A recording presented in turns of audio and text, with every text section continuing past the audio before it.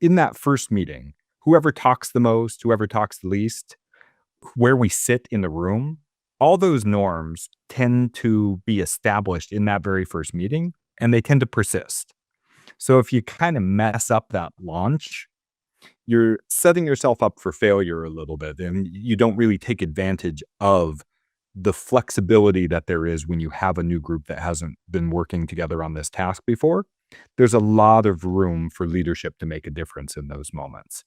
Yeah. So I mean, it's kind of, it's interesting because, if you don't study this, right, or haven't studied this, and a lot of teams, a lot of leaders come through with people that are technically good, but might not have, a leadership and organizational science, behavioral science background, is there's process and kind of structure to this that seems like, documentarily, but then there is also like the cognitive behavioral science. It does things.